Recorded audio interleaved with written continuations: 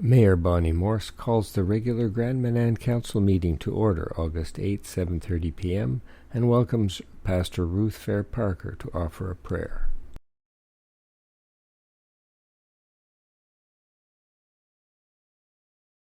Let's pray. Lord, we want to thank you tonight for this beautiful island that we live on. We thank you for the people that have been so cooperative in so many ways. And we just pray that even as we think about this group of people that are in charge of everything, Lord, we thank you that you are the one who is able to do exceedingly abundantly beyond all that we would ask or think. And we pray that you give them wisdom upon wisdom to deal with things that are happening now and even things in the future. And so we just commit this time to you, these people to you, and this council to you. And we'll give you all the praise. For in your name we pray. Thank you. I have just a couple of brief opening remarks. First of all, I just want to commend everybody who was involved with the organization and the volunteers of Island Fest. I know we're going to have more of an update in Councillor Brown's report. But I think for the first time, it certainly had a lot of rave reviews, and I think it was really great to have that sort of event happening in the community again. So just a big thank you to everybody. And I do want to say a special thank you to Dave Burgess and the fire department, who spend the entire day basically setting up the fireworks to set them off in the evening. Sometimes they don't get a lot of credit for doing those things, but the fireworks are always a highlight for everybody. So a huge thank you to them.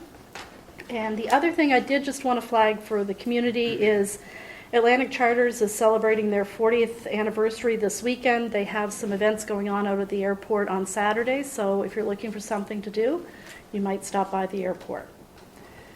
So that's my opening remarks, and we'll move on to item number 4, which is disclosure of conflict of interest. 11.1. Any other conflict of interest?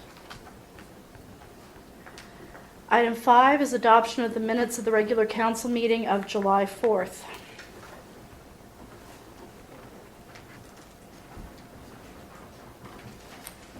I make a motion to adopt the minutes. Heard the motion by Deputy Mayor Fitzsimmons. I will second that. Seconded by Councillor Toll. Any questions? All those in favor? Aye. Contrary minded? Motion carried. Item number 6 is additions to the agenda. I have one thing for closed session, which is the airport tender. So that would be 18.4.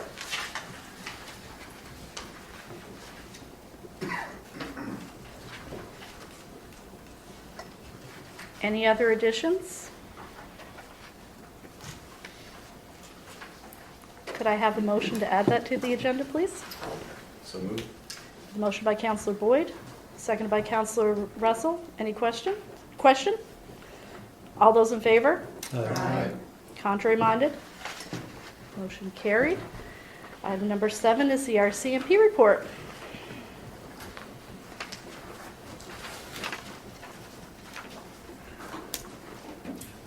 Good evening, Madam Mayor and councillors. I feel like it's been a little while since I've been at a meeting, and so I'm glad I was able to make it out tonight. And that feels a little strange standing on the other side of the room, but I'll get past that. Just looking at the file count for July this year, we had 85 files, investigations, calls for services. Looking at the same time period for last year, the month of July was 58 files, so quite a difference there. Just broke down some of the file counts there. We had 2 assault investigations.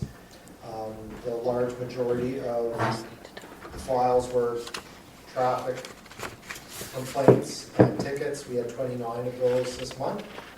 3 of those were charges for suspended driving.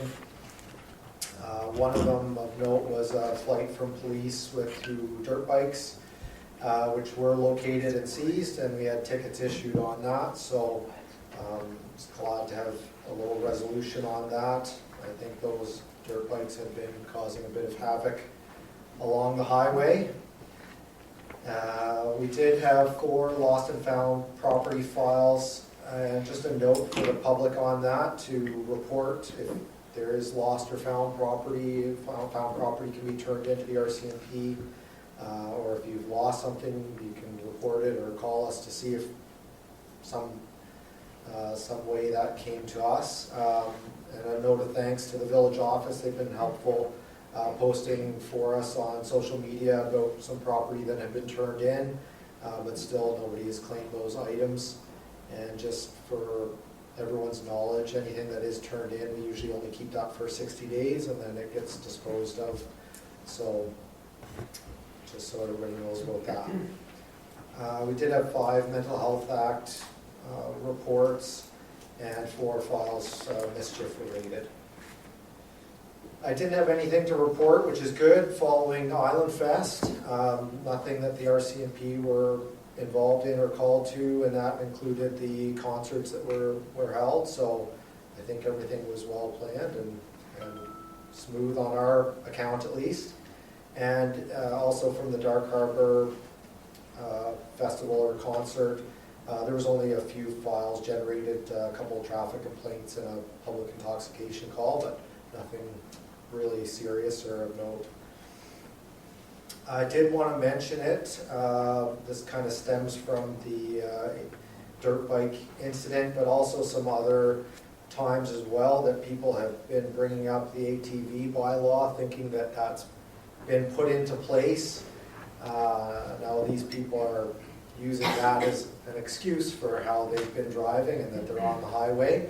And so I've informed these people that the ATV bylaw is not in place at this time, and they can't use that as an excuse anyways, that you still need to be, even if and when the ATV bylaw gets put into place, you still can't be driving dangerously. You have to drive respectfully, all the proper paperwork, and be required to pull over for the police if we put our lights on.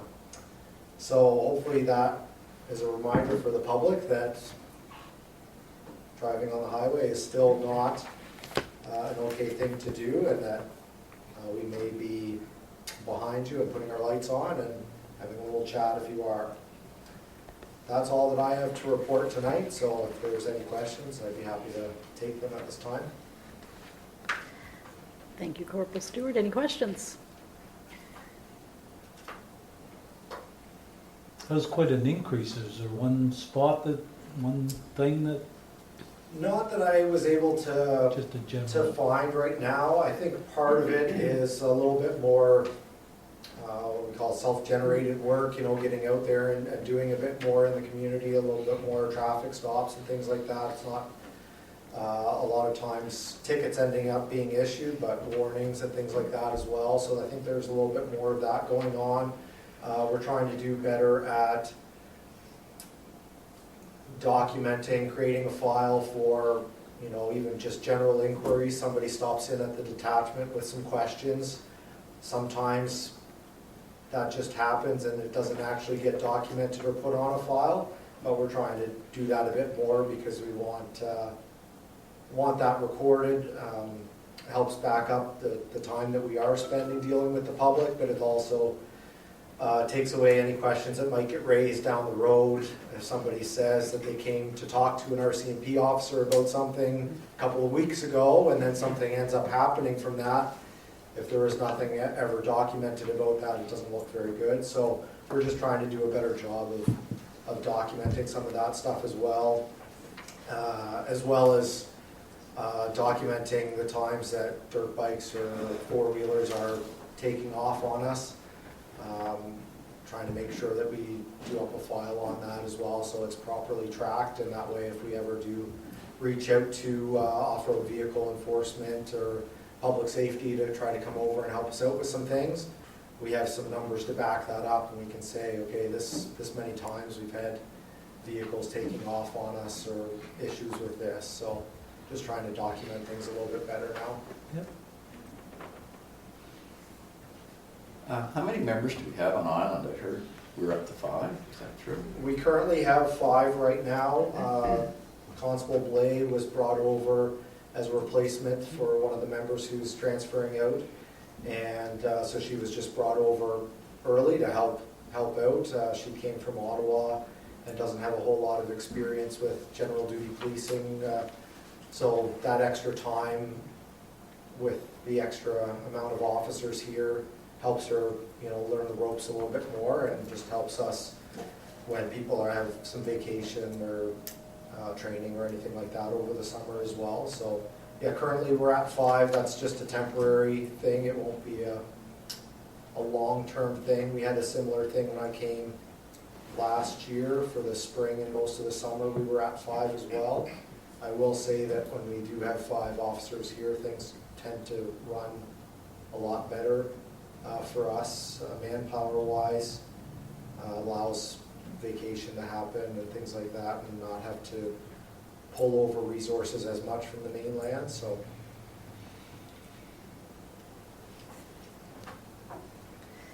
Anyone else? Thank you. you're welcome. Under 9, old business. 9.1 is the meeting with Horizon Health, an update, which is me.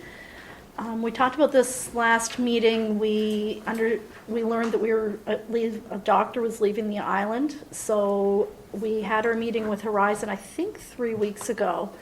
At that point, we learned that they had already staffed the position, that we have a doctor coming middle of the month of August, which is a good news story. So it's always nice when we get a prompt and happy resolution to something. So that was a bit of good news. And the other thing I did just want to clarify, because I think there was a little bit of misunderstanding maybe in the way that I explained something at the last meeting. When we talked about having a clinic type of format with the physicians, it was not that the hospital would become a clinic. We fully support, obviously, having a full hospital facility on the island. It was simply that you would no longer have a specific family doctor, but they would work in collaboration. That would hopefully cut down on some of the wait times when someone is on vacation and some of those things that we are seeing. So just to alleviate some concerns that I had heard since the last meeting, that was not what the objective of that discussion was. So any questions on that update? The nurse practitioner? The nurse practitioner, I understand, will be filled by fall. So we should be fully staffed at the hospital by fall, which is a very good news thing. At least as far as physicians, nurse practitioners. I think nurses is another story. So anything else? 9.2 is Cemetery Association. Councillor Russell. Good evening. We had the second meeting to discuss forming the Grand Manan Cemetery Association on July the 25th at this office. The attendees were Ava Sturgeon, who was representing Archives, Claude Degg at Hillside, Perry Stanley, Spruce Grove, John Cunningham, Maple Grove, Chris Rayner, Philman Green and Greg Russell, North Head and the Village. Those are the 4 active cemeteries. Greg talked to Phil Ells, and he'll be ready to hand over the cemetery plot maps this fall. He will assist the association, if formed, with rules and regulations. He will be invited to the next meeting, and I invited him today, and he said he will be there. Chris mentioned there is a NB Cemetery Association. He will get their information and talk to our legal group, reforming an association. Greg suggested we prioritize our efforts and get the association formed and get a person in place to take over the day-to-day operation of the 4 active cemeteries. Summer maintenance is being done now, and the association can get a plan in place for next season. Greg suggested it was agreed that the 4 active cemetery representatives will source a person to sit on the association board, and they will attend the next meeting. Each active cemetery rep should have a proposal how they will contribute financially to support the person who will look after the day-to-day operation of the cemeteries. It was agreed there was too much work involved to expect a volunteer to do it. The next meeting is August the 29th, 1 p.m. Here in the village office. Greg Russell, recorder. So our task tonight is to find someone to sit on the association to represent the village. We discussed this at the Finance and Properties meeting, and there are some options. One, the first option likely would be to have a counselor. It could be a staff member, or we could source a person outside of this group in the community that would sit and represent the village. Well, I think the first order we should see if there's anyone of the counselors would be willing to sit on the association to represent the village, which is basically the North Head Cemetery.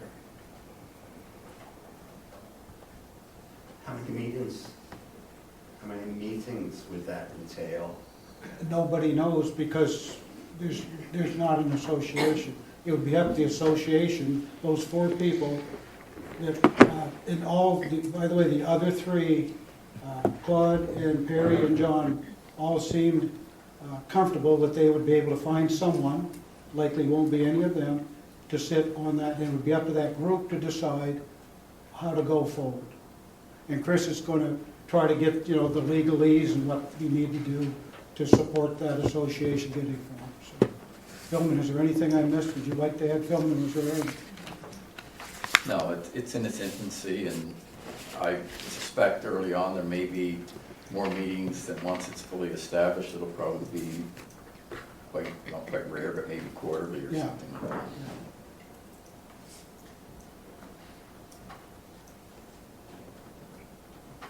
Do you want another counselor with you two or both on it? No, Oh. no.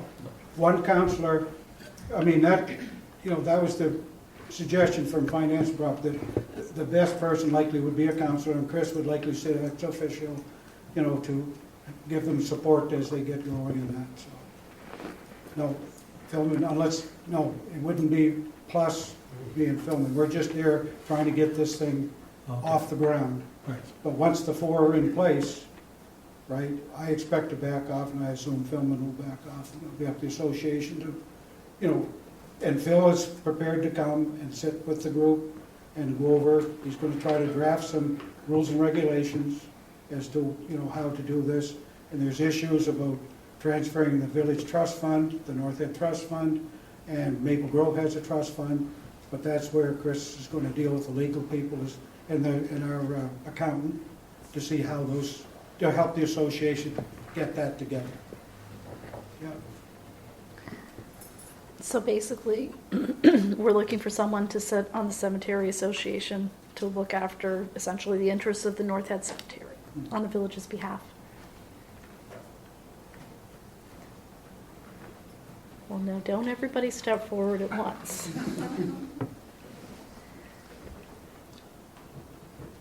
Okay. You guys all know that, don't you? You wait long enough. I thought Jordy was going to jump in there for a Yeah. minute, but Oh, yeah. See, I can't see him that well. Getting edges too. I got enough. Yeah. all right. Thank you, Deputy Mayor So- Fitzsimmons. I have a package, right? I'll work around the table, and I'll go and chair the meeting for a while, just to get everyone introduced, and I'll give them copies of what we've done to date, and then I'll likely back off, and with Chris's help and the 4 of you, go for it. Could you work that around, please, to the volunteer from...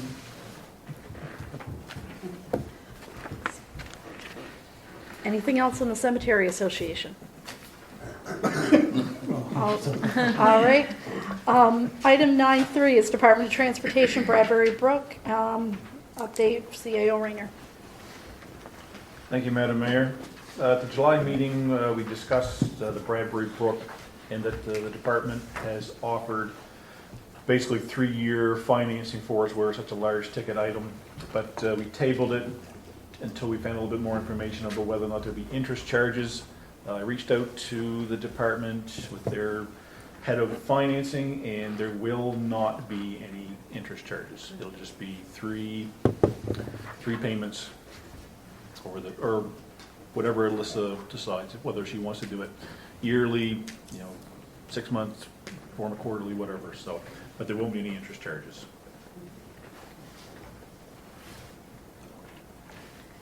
Did we make a motion to proceed with the 3-year option, or do we need to do that? We didn't, because I think we were at the time wondering whether if there was going to be interest charges, whether or not just to pay it from the gas tax fund. So at this point, then, we need a motion to proceed with payment for Bradbury Brook over the 3-year term. Okay. Heard the motion by Councillor Greenlaw, seconded by Councillor Russell. Any questions? All those in favor? Aye. Contrary minded? Motion carried.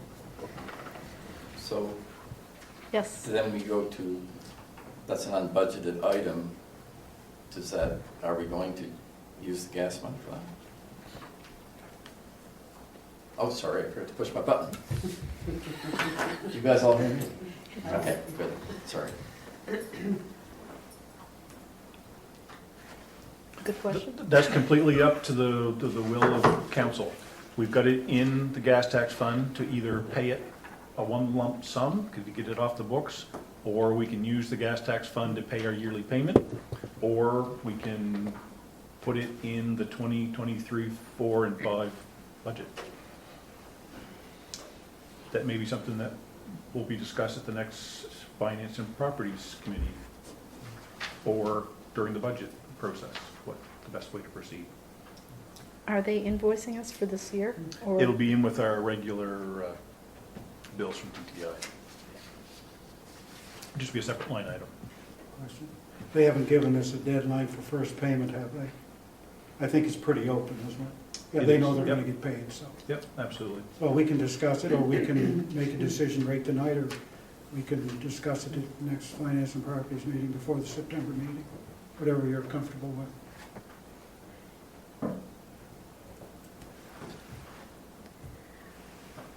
I wouldn't mind you guys going through the options and bringing something forward. Okay, I agree. done? 10-minute open session. Not seeing a stampede to the podium, we're going to move on to number 11, which is delegations and special speakers, trace plan and design, property development. I think we've got a presentation, so while Councillor Green's leaving and everybody's getting set up,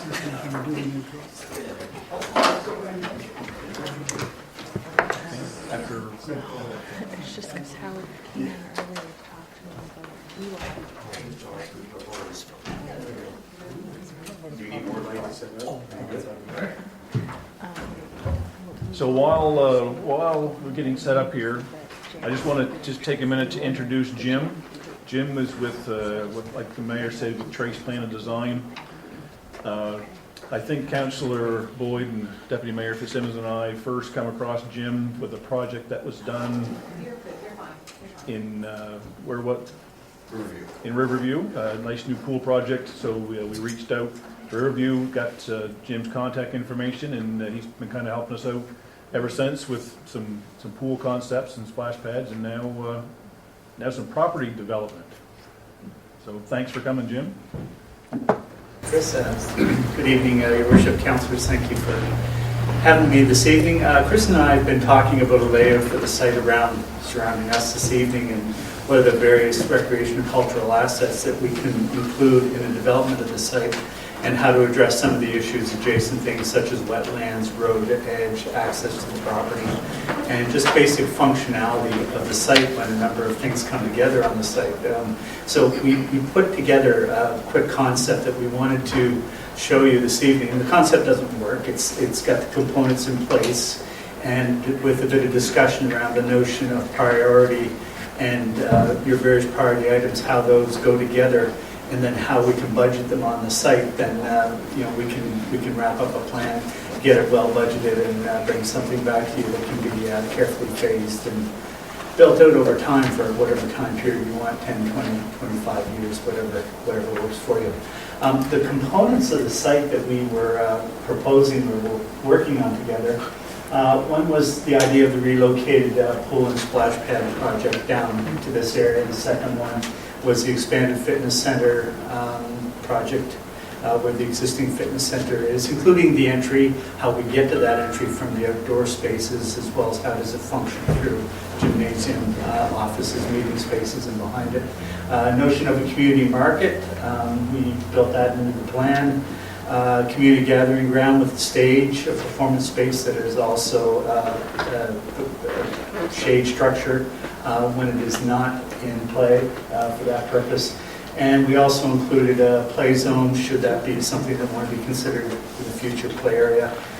And then the ball field complex. So there was some discussion maybe down the road to look at the notion of putting a few new ball fields down on this site. How might those go here? How do we access them? And how do we deal with the land to get to those spaces? So as I said, we began to develop a concept that is on and just off some of the existing property that sits there to date.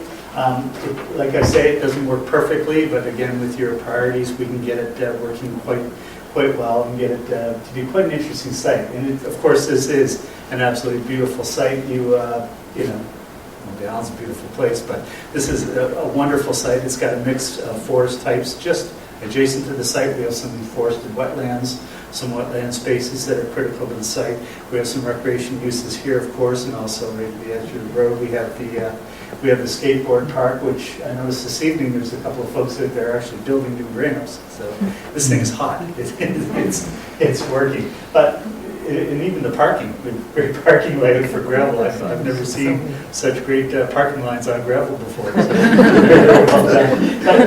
mean, this site is exquisite, and the building itself really presents itself very well to the street. The arena pushes off into the back, more toward the wetland area that you see behind us. And we know you've been dealing with the wetlands. We'll talk about that in a minute, of how those were a restrictive element in how you develop the site. There are opportunities with wetlands now, especially with climate change, and we can work with them a little bit differently. We do a fair bit of that, but we see, we have a fair bit of water that's being held in place.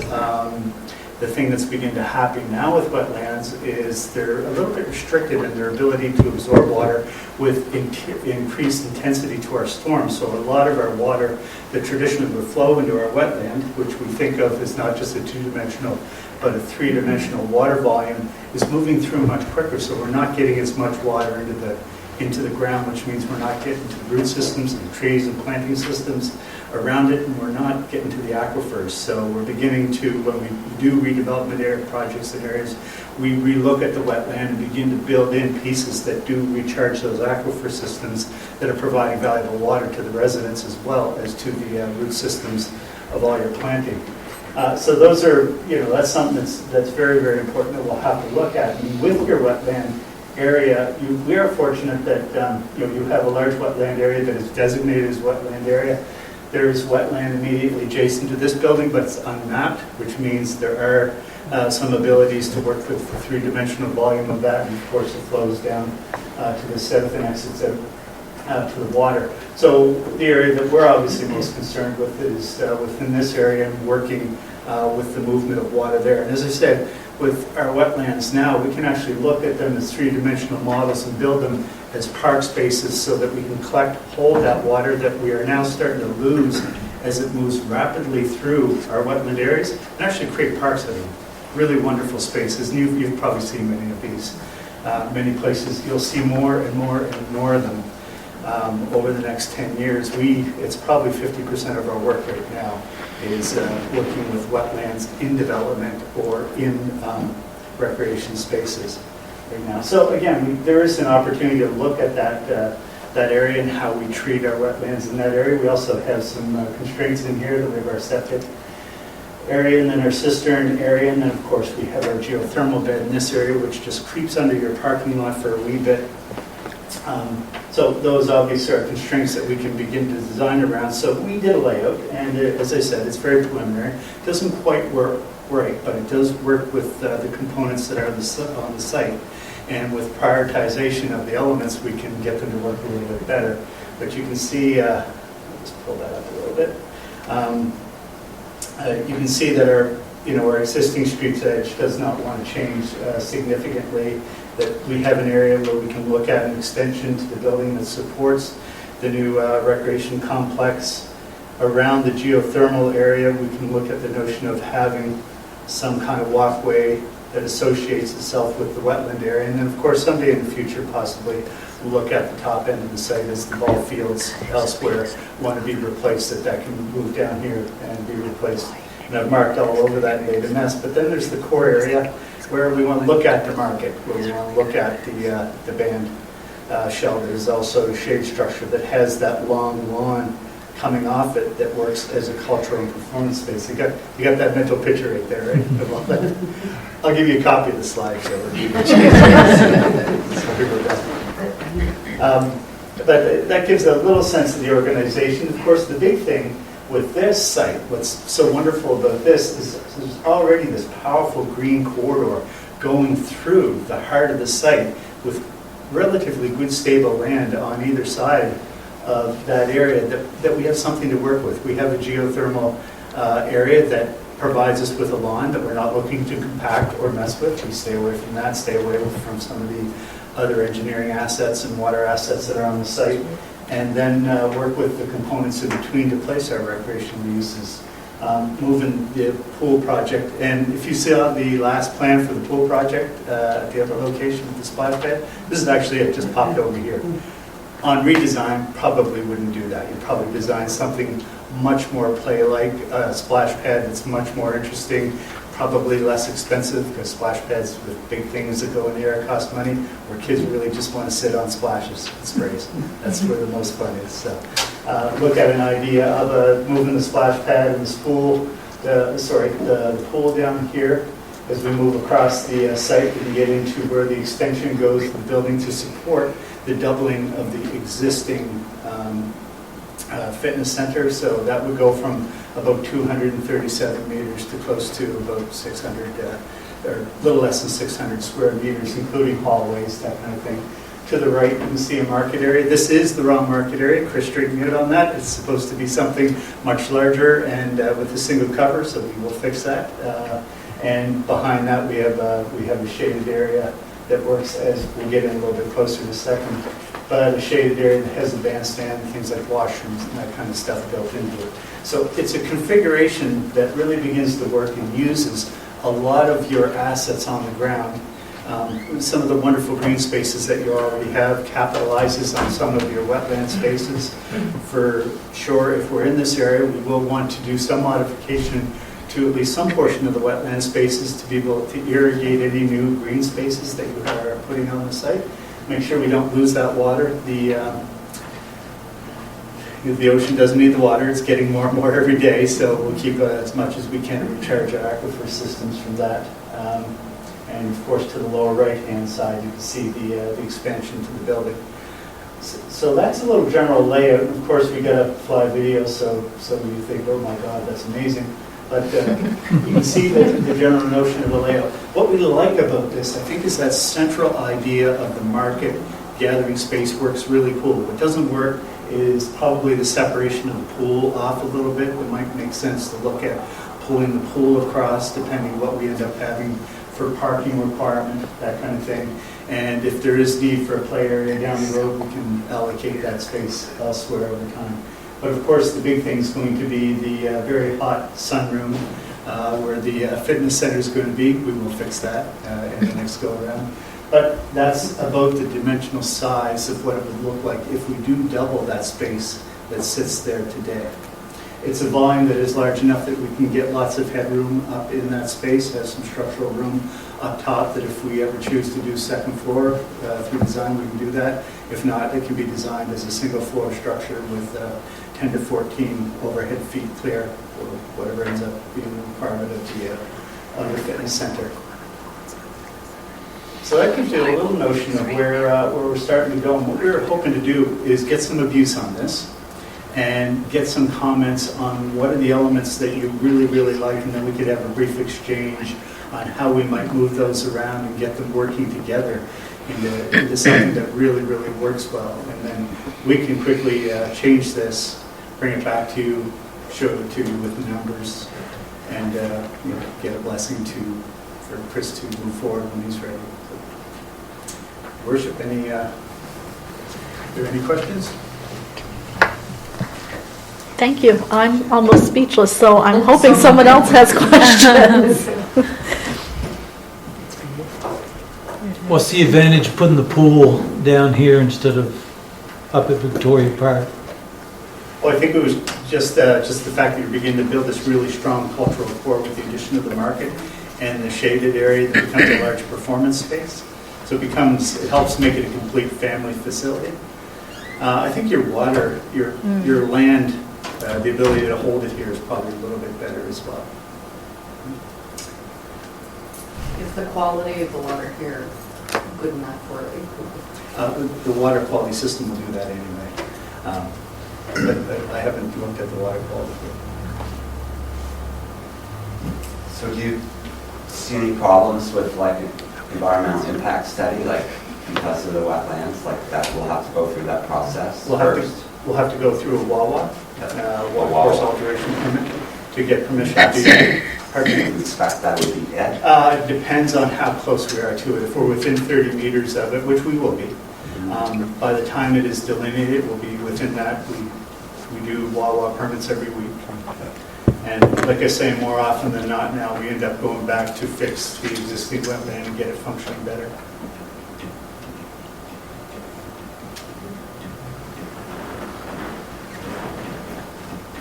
Looks good. There's also, there must be, in the cities, like where they've built new developments for housing and stuff, and in the middle of it, there's this beautiful park with waterfalls and all kinds of, because it's a wetland. So it does work. I think it would be nice to have everything centralized too. It's kind of, so everybody can go to everything. Is there a particular set of parties, Your Worship, that Chris and I should focus on, or? I see Councillor Brown has her finger on her microphone, so I think she's going to speak to that.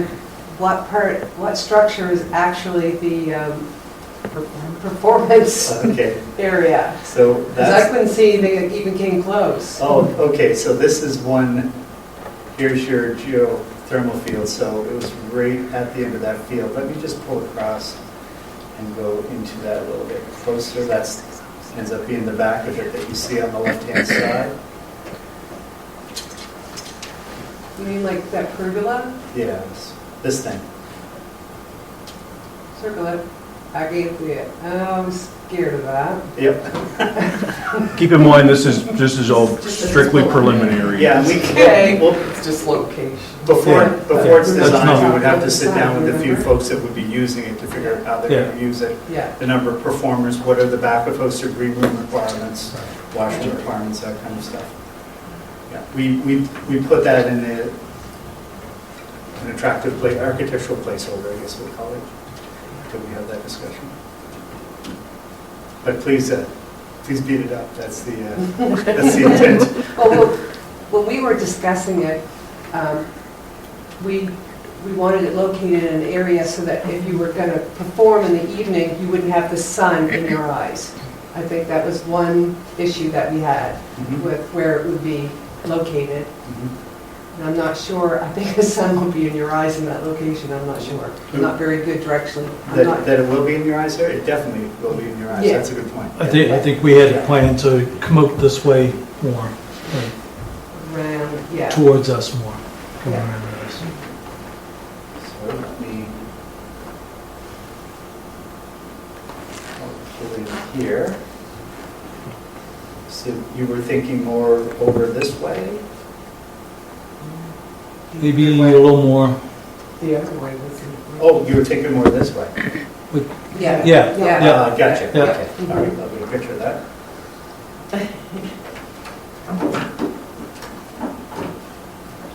You see, here's our north.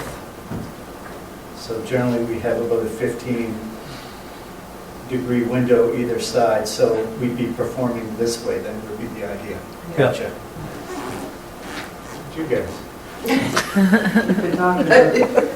We've been talking about this for a while. Okay. Is that anything to do with what Rotary wants to do? Is that the same structure that? No. The No. pavilion. You mean the pavilion? Yes, sorry. That yes. was, if I understand, That was the little huts that were right beside that, instead of one long structure that you Yes, had mentioned at the beginning. That was the market That's piece the that market. we talked about. Yeah. That, Chris straightened me out on that today, that wants to go more toward what they were using. Yeah, he has the market pavilion in the same location that the market people had proposed to put the pavilion. Yeah. Which is more So like that the one looks up small at, to me, sorry. I was just gonna say, it's more like the one that's up at Victoria Park. That pavilion there, up by the basketball courts and that, only a little larger. Okay, gotcha. Yeah, 40 by 60. Yeah. Chris, that's a tent structure. Is that the plan, or is it a solid 40 by 60 structure? No, it's just a post and beam with the roof. Right. Yeah. 4 open sides. I really like the potential of possibly like incorporating like an outside walking area, like working with that wetland. I think that could be really beautiful. Is that parking that goes around the outfield of the baseball? Is that Yeah, parking? an infinite amount of parking. Yeah. Yes. I filled up the volume that we had there. It's not a reasonable parking lot, but. I hope I live long enough to see those 2 ball fields with kids on them.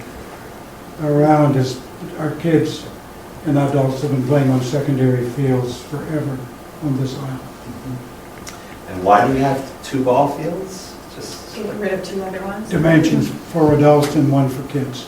You need 2 dimensions. okay. You need both fields, yeah. And 2 fields properly engineered. That's all this village needs. It will work great. My daughter was here on the weekend, so the ball field was packed all weekend. Yeah, I was on. Most every night, I think, they're in use. Yeah. Yeah. And this little gray area that goes through the property, that's critical wetland there?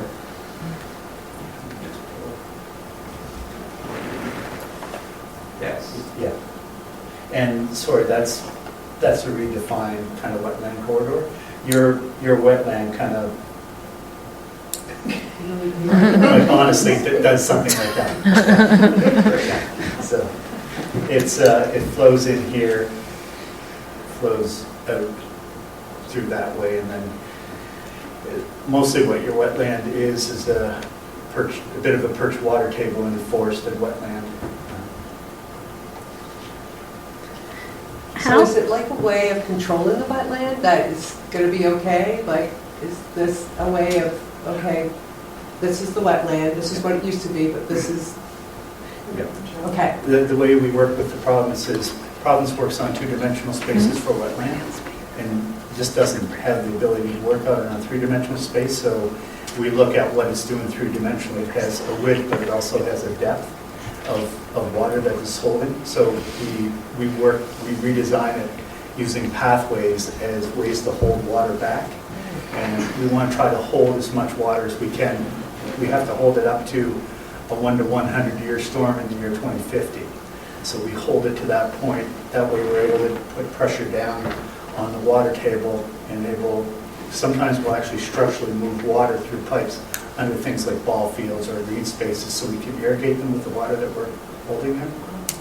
So the province is very good about it if you do it scientifically and you're not actually trying to pull a fast one, you are trying to do something good. Yeah. So they're very, very good with you if you try to do that. Interesting. Question? Chris, this assumes the property acquisition that we've been discussing, I assume? That's the reason of the conflict of interest. Yes, yeah.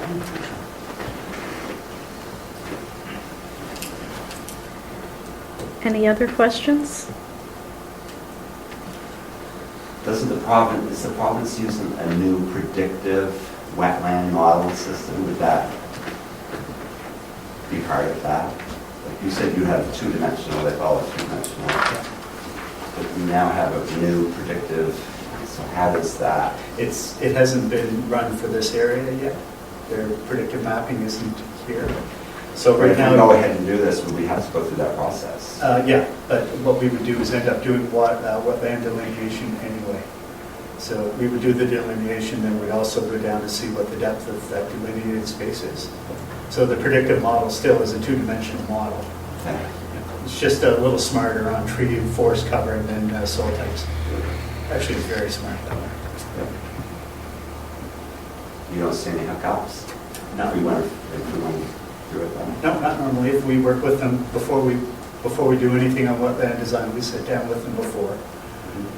So we'll, if, from what you're saying, I can see a few changes that we should do is try to move that pool more, integrate it a little more with the center area, move around both the market space and the band shell space, get that working together. But before we'll do any of that configuration, we'll just meet with the province to make sure they're in agreement that we can look at that space. Just one more question. Yeah, no, please. The gray area where you speak in it, is that actual water, standing water? It's just delineating. It's a marsh? Yeah, it's just delineating where the wetland, from when I looked at it, and actually, we have a drone that'll measure depth. We flew a drone over to measure depth. That's generally about the space that you would want to try to hold water for. So that would be a swamp in the middle of the park? No, Not a swamp, it but would Turn look into like, a feature? it would It's look like a more something like remediation that. of the wetland. Yeah. Make that look really nice. Yeah. What? You, like, Fancy swamp. things like wetlands and actually even sewage and that stuff now, we treat them as resources. Now we take septic fields and we run them under other fields, or we'll put them under pathways adjacent to wetlands so we can get the fluid back in to the wetlands once it's filtered. So we moved from being a restrictive thing to a resource.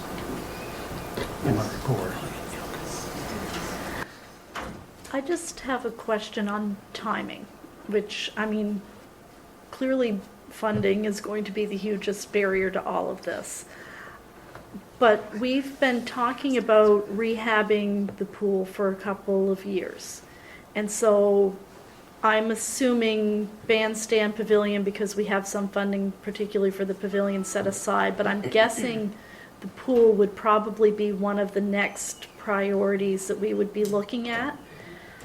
I'm just wondering what sort of timeline you would foresee, given that it's August of '22, knowing how long construction takes. Like, how long do you think this is going to take? I guess is basically, if we said tomorrow, we've got the money, we're ready to go with the pool, how long is it going to take? It would be detailed design till about Christmas time, and then maybe a little bit sooner than prepare for your tender. You'd have results from tender sometime in February.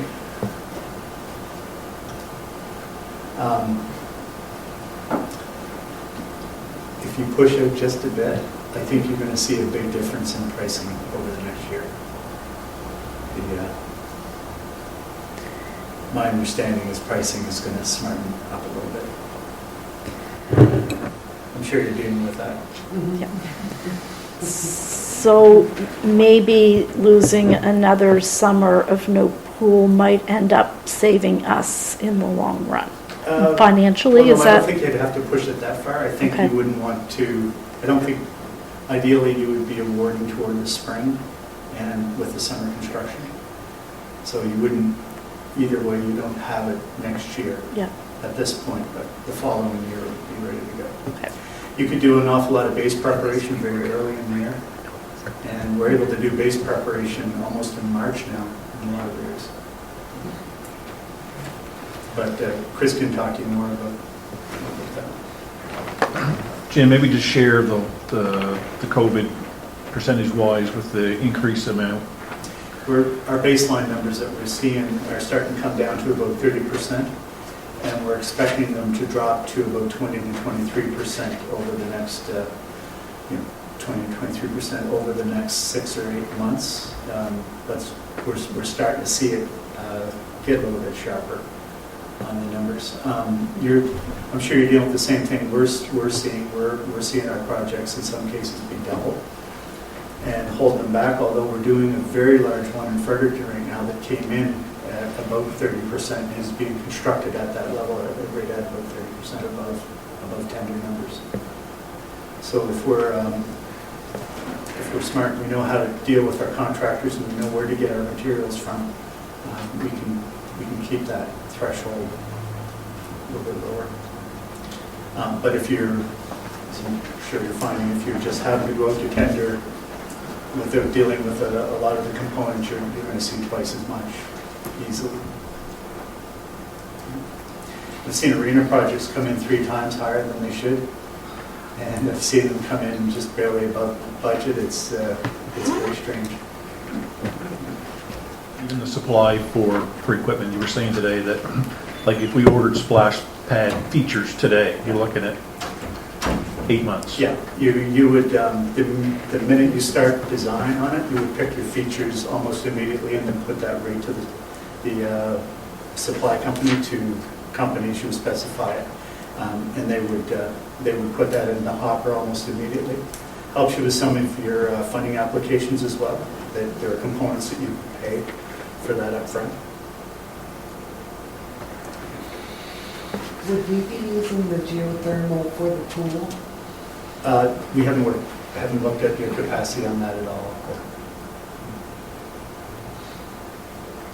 So, sorry. It's okay. Anyone else? We wasn't gonna be able to use that field on the indoor pool. It had some extra capacity. They'd have to look at the report for the Right. indoor pool, but it's kind of a last minute thing with Jim placing the pool over at this location, because originally it was over at Victoria Park, but through conversation, it come up, why are we putting over? I think we just assumed that if we refurbished the old pool on site, there would be a significant cost savings, but Jim brought it to my attention that, with this cost you would save by using the existing tub and stuff, the extra cost with dealing with the old pool, it probably would just offset itself, so we'd probably be just as far ahead to do it. And the big question is, where's our location going to be? I think, 2 years ago, when we done the outdoor courts, the new basketball, pickleball, and refurbished the tennis court, originally that was supposed to have been here. But we ran into the issue with the wetland at the time, so we didn't want to lose our funding, so we put it over there, and it's in a good location. But I guess, the next 20-year development, where should that be? And this is just a good overview of, this isn't something you're all going to do in 1 year. It could be 20 years, it could be 30 years. But, so it just gives us a really good overview.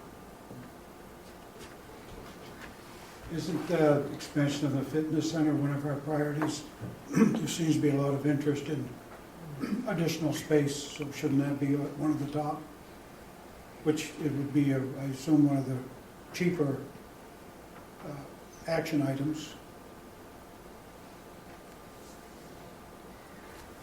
I'm going to suggest that once we have a look at this and we have a chance to digest it, because it was a lot, that maybe we will come back and talk about what our priorities should be there, just overall, because I think there's a lot there, that some things that we've talked about, some things we haven't talked about, and I think it would be good to have the conversation about where the pool versus a fitness center versus a walking trail, where they would all rank as far as priorities. So at some point, maybe we might even have like a special meeting some evening. I think there's a number of property issues, not just here, but other things, sort of bigger, overarching, where do we want to go with some of our properties, some of those sort of discussions that maybe we should dedicate an evening to sometime. So any more questions specifically on this?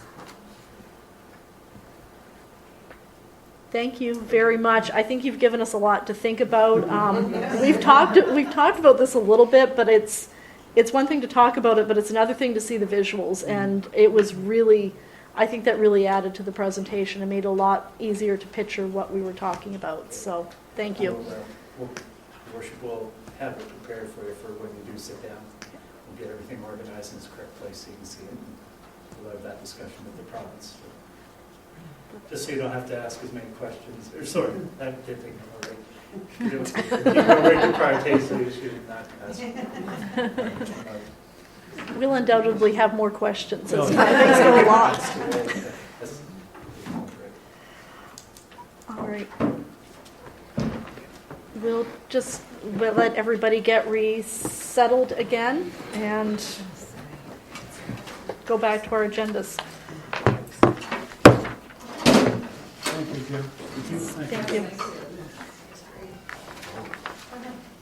I want it all. You do right now. Right now. I'm gonna start rolling the balls. I'm ready to be like, yes, I'll find the funding. I will find it tomorrow. I'll stay home for my camping trip and find the funding. It's how I used to ask. You could sell me your shoe right now. Just one. I'm gonna bust one money. All right. Moving on to new business. 14.1 is governance, a potential seminar. There is a quote in your agenda package. This came up, I guess, maybe through the course of conversations with a few people just off and on over the last couple months. Because we are such a new council, some people not really sure of our roles. We get hung up, and I'm very bad at this myself, on process. The quote is from a gentleman who I've been to a couple of his sessions. He does seminars on nonprofit governance, which would be similar to municipal type of governance, because it is a different sort of responsibility looking after public funding versus a private entity. The quote is for him to come to Graham and Ann and do a 4-hour session with us that would cover meetings of governance basics, the importance of team synergy, strategic municipal planning and finance, council's role in municipal service delivery, and ethics and due diligence. The other thing that's sort of, as we start taking on more and more responsibility for different things, I think, whether it's tendering contracts, all of those things, there's always a lot of question about what we can talk about, what we should be doing, just some best practices. I think it's always good to have an opportunity for a learning experience. So I reached out to Ken because I know him a little bit through work, and this is the quote that he gave us. It certainly isn't, he isn't the only one that does it, and it's not a required thing, but I thought I'd put it out there to see if there was interest in this being something that you'd like to dedicate 4 hours of your life to someday. So with that, I'll open it up for question, comments. I think it would be great. I'd love to attend it. I think it's a good idea to have him down so we can sit and talk to him and go over things. I think I need it.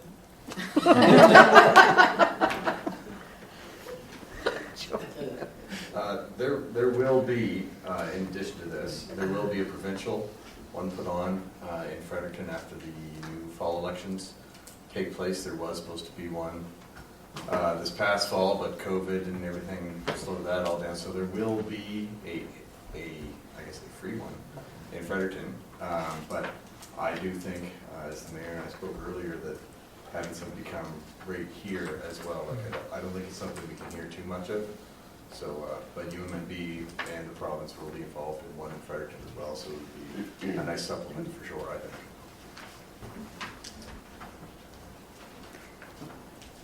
With having him come here, we can schedule it a little better to our needs. Be way cheaper for him to come back. So I'll make the motion that we set this up. thank you, Councillor Greenlaw. Do I have a seconder? Seconded by Councillor Brown. Question? All those in favor? Aye. Contrary minded? Motion carried. 14.2, application for donation, Go-Go Gymnastics Summer Camp, CAO Rayner. Thank you, Madam Mayor. In your package, you've got the application from the organizers of Go-Go. I guess the last thing on their list, they raised a lot of money. I think this is $16,029.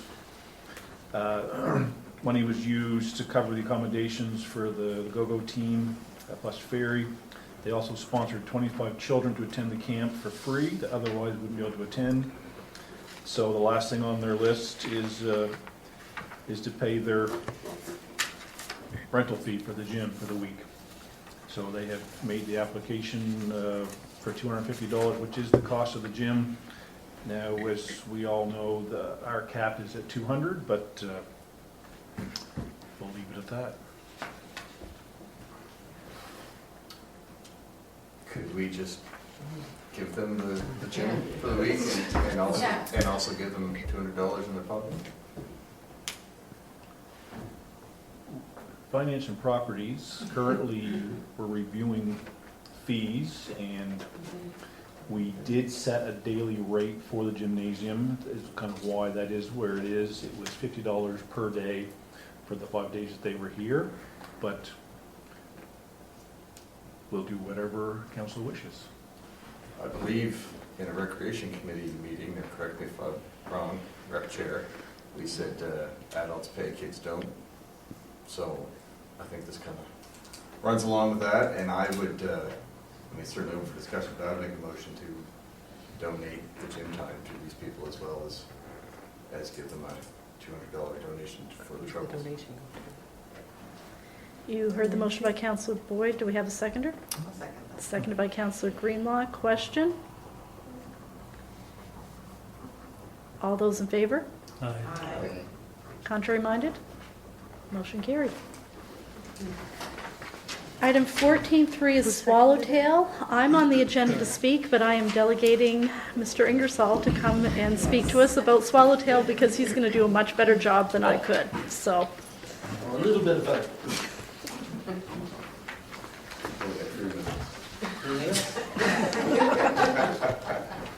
Good evening, Madam Mayor and Council. Hi, I guess you guys are perhaps aware of the fundraising drive that we started on August 5th, which was Friday.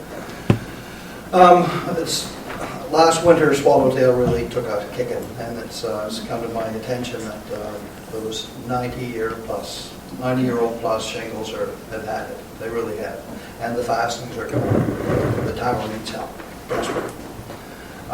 So I've decided that reshingling is necessary. So we started a campaign to fundraiser to raise enough money to do this. I've talked long and hard with the Coast Guard. We've discussed the best way of going about this. There's been a wee bit of controversy about the material that I've chosen to use, and it's vinyl. And that some people have showed their teeth, and I understand why, I really do.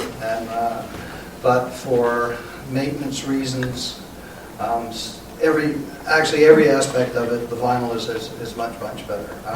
And the Coast Guard also let me know, if you think about it, you can't even get wooden shingles like you used to 90 years ago when those were put on. They're smaller, they're thinner, they just will not stand the beating. This also gives us an opportunity to strip the tower completely. We have a 163-year-old structure, and I know there's soft spots in it, and it's got to be addressed. And so this will give us an opportunity to strip it completely, fix what needs fixing. And right now we're looking at a budget of probably $300,000.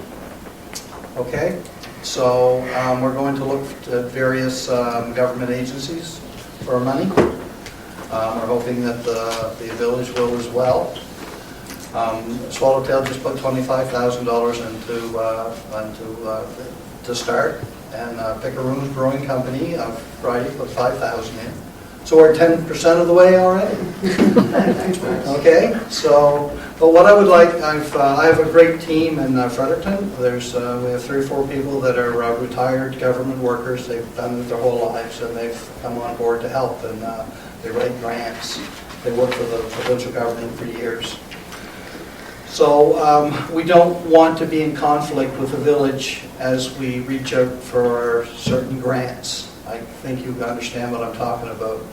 So what we'd like to do, Madam Mayor, is maybe get together with, if you can arrange with the MLA or one of their representatives, and Bart and myself, and we can discuss the avenue we'd like to go in, so we don't cross paths, and you know what we need at Swallowtail. Any questions? Questions? I will make a plug that there is a link on Facebook where if you want to donate, they will issue you a tax receipt, just as a little plug if anybody would like to contribute. Because at $300,000, that is a significant amount of money to raise, but I think we all recognize the importance of Swallowtail to the community. So I would encourage people to be thinking about that when you're looking for somewhere to donate to. As far as sitting down with the MLA, I think it's a great idea. I will reach out to her, see what we can set up sometime, and then we'll go from there. And the meeting is, you know, here would be great, whatever. Bart will come from Fredericton, it's just not a problem. So, great. Sounds good. So, I'd like to start the project in early spring, 2023. Wow. One of the advantages we do have is if it's a mainland contractor, we can house them in the keeper's house. And they can work right on site, live on site. So it's an ideal setup that way. We have complete cooperation from the Coast Guard. Anything I need that way, they're willing to help. So the supports is getting in place. Obviously it's the money. So I went to Steve for the home hardware, and I want to keep it local. So he gave us a great quote of $52,000 for all the material for the keeper's house. Sorry, and we want to do the keeper's house as well. The keeper's house and the lighthouse. So we're very happy with that quote. So he's helped us out as well. So Very good. And that's vinyl shingles, right? They are. They're 10-foot strips. You really don't even notice unless you go up and touch it. Coast Guard started using this material 9 years ago. Cape Sharp is done with it, and it looks today just like it did the day they put it there. They're very impressed with it. It's strong, and so they haven't had to touch it. There's absolutely no maintenance. And this is the issue I'm running into is getting the help. And I'm not liking swing stages anymore, and there's a lot to it. It's a constant, and it costs a lot of money to paint that tower. You know, so it's just, it's getting more and more difficult every year. Kenneth, how long does the paint usually last after you get it painted? Within 2 years, it looks bad, especially that eastern side. It's like it's being sandblasted all winter. It just beats it to death. We actually painted it 1 year, and the next year it looks like we didn't touch it. And it's a little disheartening when you go like this. You know, within a few months it's going to be there. You know? And the problem is there's so much moisture in the shingle that you try to dry it, and they won't dry. So you paint over it and you seal it, and then the moisture and the heat of the sun tries to get out, and it pushes the paint off the shingle. And then the wind comes along and the sleet and the whole bang, it's gone. Yeah. So. Is Pickering's continuing with their namesake beer for funding coming in for the next little while? Annually, yes. Nice. Yes. Yep. They've committed to help us as long as we need it. Excellent. Yep. Anyone else? Thank you very much. Thank you. Okay, guys. Thanks. Yeah. 14.4 is budget 2023 submissions. Councillor Russell. In your package, you all have a single sheet of paper. It looks like the same as last year, except the date changed. This is for any committee that may have something special for next year's budget. It's not the routine stuff. Routine items will be, budgeted by staff and presented to us at budget meetings. For example, Recreation and Parks have identified we're likely going to have to budget for some new equipment, right? And if you recall last year, our asset management report has a 5-year detailed plan. This year, all 5 items are related to lighthouses, and that comes under me. So none of you will be getting a copy of the asset management report with your name by it that you should submit. It's all me this year. So it's just if you have something special outside of the norm, We ask you to fill that out and submit it by September 30th, which gives you a couple of months. Questions? Thank you. Thank you. Item 14.5 is the Planning Advisory Committee. Who put remove? Okay, I'm just going to talk about funding for the Planning Advisory Committee because I cannot say that word. Councillor Greenlaw, do you want to help me out because you had to last time? Remuneration? Thank you. We were approached by a member of the PAC to talk about the reimbursement for participants sitting on that committee. I think we're set at currently $100 is what our annual stipend for them. We've reached out to other communities. A lot of other communities don't have a stipend. Some, I think there's a couple that were at 200. One that was at 200. Is this something that we want to review to have Finance and Property look at or somewhere, or do we want to look at our policy for how we reimburse for PAC, I guess is the question at this point. Are we comfortable with where we are? Councillor Layton? Well, I sit on the PAC committee, and I understand people's passion. They come and they participate, right? And I think they should get paid. I think that's their time. It's not just a free lunch. Free lunch is great, but I mean, I think everybody at the table should get something for their time and participation. The councillors, we all get $50 to sit down at a PAC meeting. They don't get anything except for a one-time $100 payment, is my understanding, which it just doesn't feel fair to me. It doesn't feel right to me. I think everybody should get paid at least that $50, and it isn't even about money, but it is at least pay your gas from Seal Coke here. I think one of the challenges we ran into was that we have other citizens sitting on committees of council that aren't reimbursed. And so we found ourselves in the position where we have one committee that we are, other committees that we aren't. And so how do we deal with that situation? It's all or nothing. Yeah. My committee has 2 outside people That don't get paid. that don't get paid.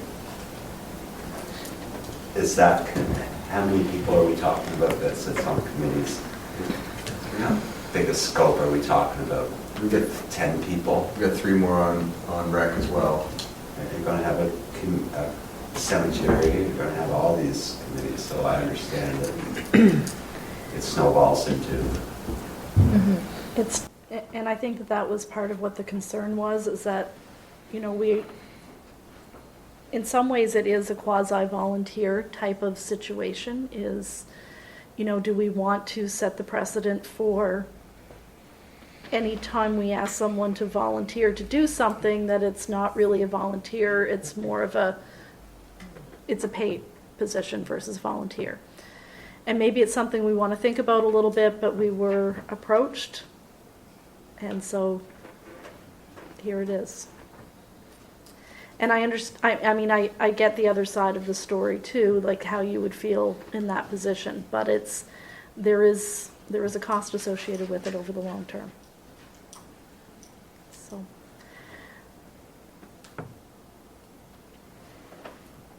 So do we shuffle it all to property and finance and property? Or? Maybe the personnel chair is going to jump in because he's got his microphone lit too.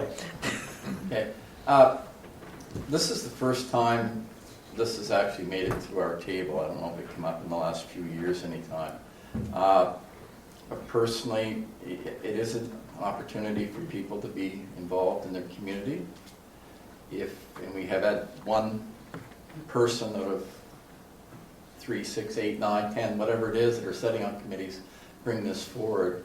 I would be comfortable staying with status quo until there's some groundswell from the other participants that they think they should be compensated.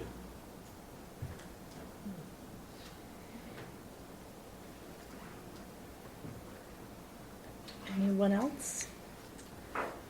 Is there more required of them now? Like, are they having to sit more than like previously or anything like that? I guess that would be a question for staff, but I don't, There's no large amount of meetings for PAC, no. Councillor Toll? Also, I'm on the PAC as well, and I do find like with the it's volunteer, which is why originally I wasn't a counselor, I was on it because I was interested to find out how things were done, so that's why I joined it. But it's also a thing where not everybody always comes either. So you don't always have all the volunteers there each time you meet. Like there's usually one or two missing. So that runs into it too. Like if you're going to start giving a payment for each meeting or for what, they're going to have to make sure they can make that meeting. And I just did it to volunteer because I'm nosy. I wanted to know what was going on. No, seriously, I wanted to know who they were, where they were building, and why they were getting it, why they weren't getting it, so that it was teaching me how it works. Anyway, that's just my opinion. Councillor Turner? What if we, and this is just a possible option, what if we had some type of like volunteer recognition thing once a year or something that, you know, to thank the people that sit on our committees and, you know, just as a little added bonus, you know, to say that we recognize your contribution, you know, we appreciate it. I think that's a nice idea. We tried like an end of the year newsletter that turned into a January newsletter last year, but maybe we could do it in that or something like that, some sort of public recognition, even like that. There are other municipalities that do Mayor's New Year's Levy, which is also a time that they do. They also do the volunteer appreciation, like a luncheon or a brunch at the same time. I feel my angry eyes might have made a brief appearance there when he started talking. But yes, I think that is something we can look at as well. All right, so are we okay with where we are as far as that topic? All right, moving on to 15.1, Recreation Director's Report. Recreation Director Rayner. Thanks, Madam Mayor. I'll be brief. Jim's presentation on the property was a big part of the report. But a few things I did want to touch on. Caleb, our program coordinator, he gave us some of his information from June and July. He had 10 different programs that he ran. He continued with his Lego club. He had teen night, his walking group. He added some new stuff with his brain games. He has a really good tykes and trikes that he does on a weekly basis out here at the skate park. He started a new family open gym, which seems to have taken off. It's got some good traction. His hiking club he's been doing, Rotary Isle. He had 2 beach day events which were really popular, and his scavenger hunt. So he's doing great. A little bit of you can sense a little bit of frustration with him when you talk to him, just because of the numbers being a little bit low. But we just try to encourage the fact that, you know, in the summertime, Islanders tend to just run away. It's nothing personal. We had the same thing last year with our previous program coordinator. Once August rolled around, and especially in September, once people start coming back home, getting more into a routine as they get closer to get the kids ready for a routine for school, things really picked up. So anyway, he's doing a great job that way. We also, in the arena, we've had a couple different events out there. We had the curling rink done their fundraiser and had the trade show. We've already talked to them about, again, next year, possible date change. They done it in the spring the previous time, and they had a little better attendance this year, where same thing, summer, not many people are around. They weren't completely satisfied with the number. They had a good turnout for part of it, but it could have been a little bit better. During the Island Fest, they had the car show out there, which was great. That's the first time we've had the vehicles out in the arena, which was good to see. No issues whatsoever. But with the arena, it's hard to believe, but before we sit down together again in September, the ice machine will be on.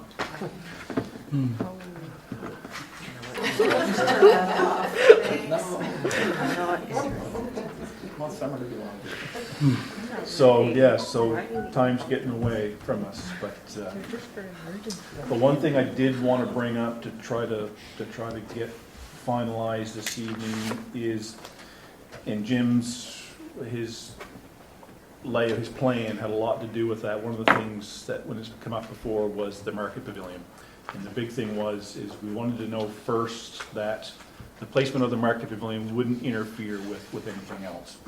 So even though the design wasn't quite the same, but the location for where the market pavilion has been proposed to go is the location where kind of Trace has it in their plan. We hired an expert to come down to help us with a couple other issues we were having. One, we wanted to identify where the geothermal was that ran from the building here out to the geothermal field. We found the location from that, and it does not interfere, and as well as there's underground power coming from the power pole to the transformer, which is beside the building, and that doesn't interfere with that either. So I guess at this point, it looks like everything could be a go for that market pavilion pending everyone's approval. They do have all their money. They got a grant from RDC as well for about half it, and the other half came from fundraising. So they've got everything that they need. They were told today that the posts are an 8-week order, so they would really like to get on that. So that's pretty much it for my report. I have a question, Chris. Yep. The market pavilion, is that going to get in the way of the fancy new plug-in we just had put in? It won't. It's on that side of the building, but you may have noticed with the food trucks, they had really, really long cords. So if we had to bring the food truck up to, it wouldn't have interfered with Bangkok at all. But the serious smoke truck would be kind of over on that side where the building would be, so we just have to kind of bring them up more towards where the entrance to the arena is, but still in that area. Yeah. No, we do not want to jeopardize the food trucks. Madam Mayor, I believe everything's in place for this pavilion, so I'd like to make a motion that we go ahead and give them the okay to build it. You heard the motion. Heard the motion from Deputy Mayor Fitzsimmons, seconded by Councillor Greenlaw. Any question? We probably covered this already, but I know, the trace planning stuff, and that was all great, and that's a hopefully maybe. Is this going to kind of be in line with what our hopefully maybe's going to be? Maybe. Hopefully. I don't think that made any sense at all. That's what we was after, was this plan, and to see everything in place, and that, it fits right in there, as far as I can see. I see a problem with that plan. Parking, still a problem. If there's a pool there, there's going to be more traffic, and we still don't have the parking that the skating park is taken over. There was a plan there for There was more. There was more parking everywhere. And along the side to move that parking lot out. Have you guys ever talked about that? No, we were waiting for the. Yeah, we were waiting for that report first. Right, okay. Everything relied on Okay. tonight. Yeah. And I didn't see where That's the that first was. I've seen of it too, so. Right. Okay, we have a motion on the floor about the market pavilion. Any more questions on that? All those in favor? Contrary minded? Motion carried. I think there was additional parking in the trace design, but maybe we can revisit that with Jim just to confirm that is being covered, because that will be a critical issue for sure. Councillor Russell. A question for Chris on this report. It didn't seem to be, Caleb didn't seem to have a lot of focus on our seniors. I think there was one item. Could you request that he really focus on our seniors they do not go away in the summer. They are around. So I really like to see them make an effort there. Yep, no, absolutely. Thank I know, you. I know you did go to Rotary Isle. It's easy to go to Rotary Isle because they're already there. Yeah. Sometimes it's an issue getting transportation and getting people to wherever it might be, but Yeah. I'll, Okay, yep, no, absolutely work on that. thank you. Anyone else? Okay, 15.2, Transportation Committee report. Councillor Layton. Thank you, Madam Mayor, fellow councilors. I don't have my notes here tonight, so I'm going to be brief like Chris was. I'm going to start out, I guess, with our roads. As everybody knows, we've had new surveys here, flagged both sides of our secondary roads for bush cutting. I believe the tender is going to be put out for that by next week. We've changed it around, we visited a little bit. There's so many trees that need to be cut. The government give us allotted us so much money, and we don't know really where we're going to end up. So we've decided that we're going to move ahead. It's going to be a two-step process, I guess. We're going to put the tender out for the clearing, and then we're going to put another tender out, a line item in that tender, so much a kilometer for ditching. So when we look at our money, we look at our tender, we'll say, well, we have this much left over. This is how many kilometers of road we can use of that money to get new roads. Because not all the ditches need to be ditched. They don't need to be dug out, a lot of them. So we're just going to kick the ball down the road here and see where we end up at the end of this contract. But it's going to be out there very soon. I think they're just getting it together now. So I don't know if I need to go into any more detail than that. I think that's about it as far as our roads. There's lots of other stuff going on, but it's just negotiating and talking, and there's really nothing that I can bring forward at this point. So with that said, we have our airport situation, and that needs to go into closed session so we can pick a contractor and move ahead with that. So we'll revisit this in a few minutes, I think. Any questions with any of that? Councillor Brown and Councillor Russell.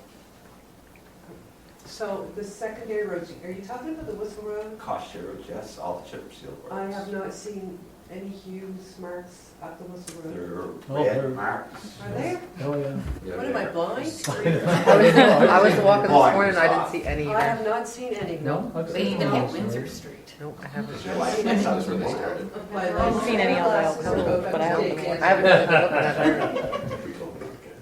Unless I haven't seen them either. You didn't take my ball, told you to. Any, Councillor Russell? I'm not upset.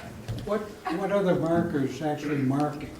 That marks the edge of where you're clearing. You have the 33-foot right of way, like from On each side, basically? 66 foot. So if there's a red mark around a tree, that tree's getting out of there, it's gone. If there's a red mark on the outside edge of it, it's probably just gonna get trimmed. If it's in back of the tree's coming down as well, so. Okay. Second question, did you contact NB Power and Bella Land about cost sharing? That was discussed. There's different models, but I don't think Chris can. That program hasn't existed for 15 years, I was told. No, but did you approach them? I think they should be approached and at least talk cost sharing. And I was not in that meeting. Well, I was there, but I was not there. I had COVID, so it's a little crackly on what was going on there. But I know that was discussed, but I can't give you a clear answer on it like Chris could. I think that those discussions have been had between the province and MB Power and Bell now, and there has been no uptake at all. It was a flat, from the discussion, there did not seem to be any, they had not had any positive uptake, and they were not encouraging that we were going to have any if we approached it. So I think is a fair assessment of what happened. Thank you. Yeah. Anyone else? If I had a tag on my favorite tree or something, is there any way of There is. There is? I should have brought that up. Okay. Esmond's getting lots of calls, I think. If you have a problem with grandmother's tree in front of your house, that's on the side of the road, and you're concerned for its safety and its health, you can call the village, and we're gonna look at it on a case-to-case basis, basically. And I mean, it's all about line of sight, it's all about safety, it's all about intersections.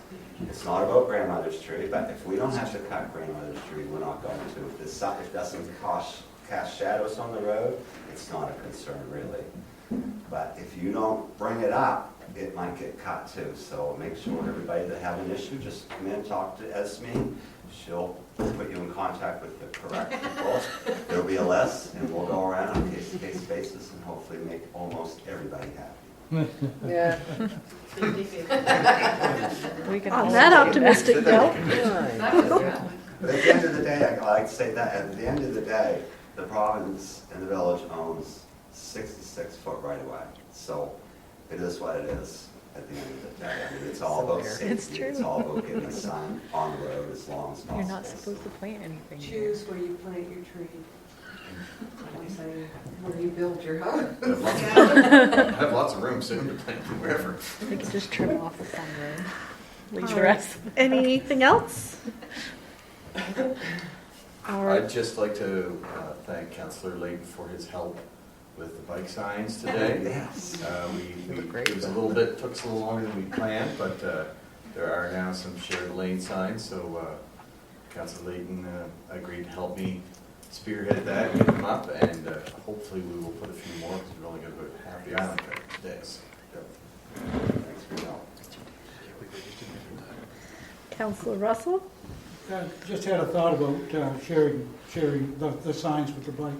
Maybe at the next meeting, we could get Corporal Stewart to go over what rights bicyclers have. We should get Constable Stewart to maybe jump on a bicycle and drive down the island and see how that works out. Because you get a perspective as to what a lot of people go through every day on the bicycle. It's dangerous. It's dangerous. So are you going to look after that, head of the I'll talk to him. I definitely will. Absolutely. Thank you. Anything else? All right, moving on. Councillor Brown's Arts and Culture Committee Report 15-3. This is more of a thank you than a committee report. Anyway, the first Island Fest is over, and I would like to thank everyone who donated, participated, and attended Island Fest. I've been in touch with all the participants, either by phone, messenger, or in person. I've had great feedback. About 90% of them want to do it again next year, which is great. We had a few issues with one of the banners, and thanks to Mike Ingalls, we averted maybe a crisis, I don't know. I would also like to give a big thank you to Grand Manan Tourism group for helping with the brochures and the posters. I would have been lost without them. And a special thanks to the community for all the ideas and things. I also want to thank the village staff because they were very helpful in the whole process. And most of all, I'd like to thank everyone who came out in support of our first Island Fest. And it's greeting to you, Chris. Thanks, Councillor Brown. So, Graydon's Concerts was part of the Island Fest. And when he came to us last year during budget time, we had agreed on $2,500 for him. So, but when we said that, we said if he done all the concerts as presented when he presented to get the $2,500, which he did. He done 2 different weekends, which is what he said he did. So we have already paid him for his first weekend. So we gave him $12,500 for that. But we went back through the motion.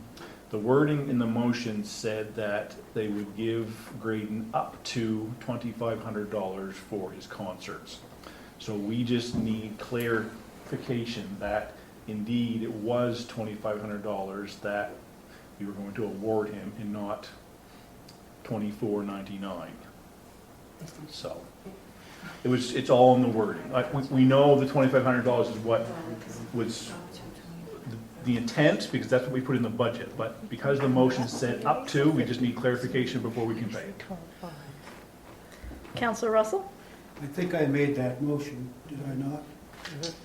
The intention was 2,500 if he fulfilled his obligations and held two concerts as he presented them. I understand both concerts went as per his presentation. So it was 2,500, that was my intention.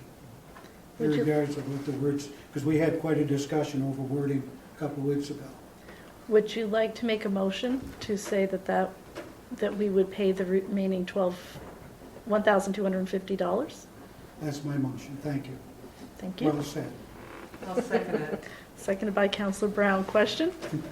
Yeah, I think the wording up to was because we weren't sure with COVID and everything else, if you might just get in one concert or what was going on. That's my rather vague memory on that. I think I may have missed that meeting because I have absolutely no recollection of this. So, so someone could fill me in. I'm not opposed to it. I'm not really sure where the $2,500 just kind of came from. He came in at budget time with I think, to submit for, because we're only able to give up to $200 for someone that comes in. Tomorrow we're asking for donation, but once a year, for us to put in the budget, we can give more. We've done the same thing for summers and folk festival, stuff like that.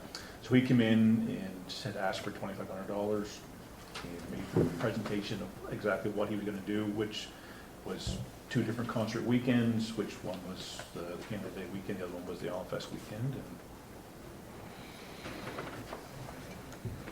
I think his original submission was actually 5,000, but council decided that 2,500 was more appropriate in line with other donations that have been made.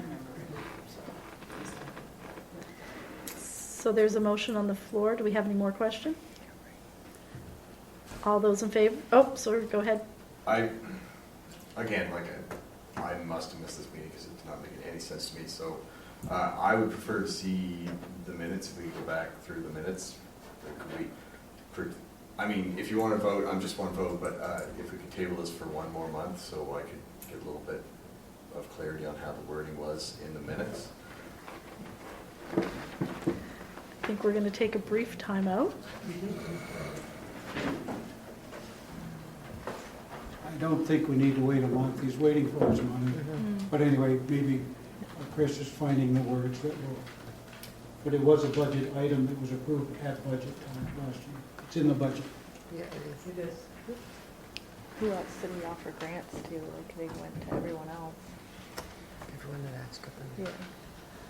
We just had to wait for I apologize because this is, it really doesn't ring a bell at all. But if if it's the will of council and it's in the budget and it's approved, then don't let me hold it up. Like we're good. We're good.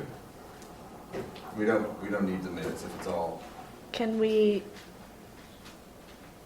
I'm not even sure what the correct wording is, but can we put this motion aside while we have the economic development report and come back to it when we have the minutes? I will Suspend? withdraw my question. It's fine. Carry on with the vote if everybody's good with that. Okay. Chris. All those in favor? Still looking. Aye. Contrary minded? Motion carried. Okay, 15 for economic development report. Councillor Turner, thanks. Thank you. The Economic Development Committee has been doing a lot of outside-the-box thinking to come up with unconventional ways to meet the banking needs of both businesses and individuals when Scotiabank leaves our island in 2 weeks' time. Following discussions with both Brinks and Garda security companies, we've obtained the information required for us to do a second presentation to the business community, and that's going to be Wednesday evening at 7. And this will be comparing services and rates offered by both companies. The services offered would include weekly or bi-weekly pickup of cash, change and check deposits, delivery of cash and change, and refills of out-of-network ATMs, and it could be all of those, or it can be like an à la carte kind of thing. You pick and choose what your business needs. The means of deposit pickup would be dependent on the needs of each business. It could be a smart safe, and that's one where you put your money in the top, it drops down to the bottom, they take it out the bottom. They're the only ones that have a key or whatever to that bottom section, so that's how those work. Or it could just be the old-fashioned locked deposit bag, and they would provide those. Fees are dependent on the services obtained as well as the frequency. Because both companies have an anchor business they service here, the fees to add on businesses are very reasonable. We will present the details to the businesses on Wednesday and provide them with the information to assist them in deciding which, if either of the companies, would best suit their needs. Some local businesses may simply be able to deposit checks either by mobile or with a scanner, and perhaps recycle their cash via ATM or cashback option. Our goal was to identify options that would allow businesses to maintain their cash flow and be able to do so without having to worry about time, security of their money, and safety of an employee transporting large amounts of cash. For individuals who may require assistance with their day-to-day banking, the village is hoping to hire a bonded part-time banking assistant who can answer questions, provide in-person assistance with online banking, such as paying bills, depositing checks, or simply checking an account balance. The hours and location are details we are working out at present. The most likely scenario in future is to have this service as well as an internet cafe type setup for those without internet in the Scotiabank building, the ownership of which will be transferred to the village later this month. We are also hoping to use the remaining space to provide other business services to the community. Grand Manan has been dealt a very poor hand, but we're a community that is able to meet these challenges with innovation and resilience, and it's time for us to focus on what we can do and make it the best it can be for our community. Thank you. Any questions? Okay. Given the hour of the evening, we're just going to move on to 17.1, which is approval to pay the following invoices. 17.1 from the General Operating Fund, Brookside Golf Course, the golf course lease for $11,500.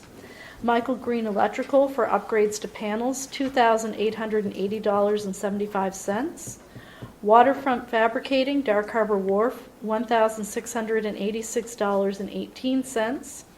Big Bright Sun, it's the website final bill for $2,587.50.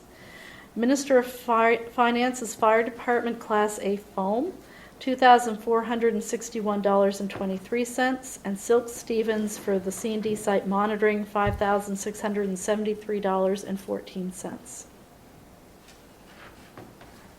I'd make a motion to pay these invoices out of the general operating fund. You heard the motion by Deputy Mayor Fitzsimmons, seconded by Councillor Greenlaw. Question? I have a question on the Big Bright Sun. The final bill, did we have a budget amount for that? And is this within budget? Thank you. And the golf course lease, that must be in and out Yes. type of deal. It's- Yeah. Which electrical did Michael Green update? He installed the new plugs that we need for the food trucks. And Joanne got a grant, so it'll be covered through that. Anyone else? All those in favor? Aye. Contrary minded? Motion carried. 17.2 from the General Capital Fund. Brunswick Engineering is an ACAP application for $488.75. Brunswick Engineering Design Management for $17,792.50. Brunswick Engineering Design Management, $6,451.50, and Brunswick Engineering Design Management, $11,542.27. And I'm assuming the design management is the airport? Typically, they would have been paid from the line of credit, but until we get the tender secured, we don't have that line. That's the only thing left, is it, Alyssa? Yes. So will this come from capital reserve and then be returned? I talked to our accountant, it's just gonna come out of our capital fund and then we'll just reimburse. Okay. We're getting close though, so we need to get our line of credit. I'd make a motion to pay these invoices out of the capital fund. You heard the motion from Deputy Mayor Fitzsimmons, seconded by Councillor Toll. Question? All those in favor? Aye. Contrary minded? Motion carried. 18, we have 4 items for closed session, 3 personnel in the airport tender. Make a Motion, motion to go into closed session. heard the motion from Deputy Mayor Fitzsimmons, seconded by Councillor Toll. All those in favor? Aye. Contrary minded? Motion carried.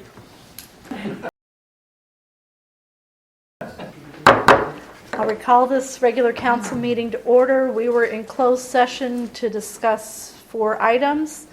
The first 3 were personnel, and there's no motions required on those, so we'll continue to monitor that. So 18.4 was the airport tender. We had some discussion around the bids that came in last week and how that will fit in with our funding, and the priority of getting the runway resurfaced. So with that, I'm looking for a motion.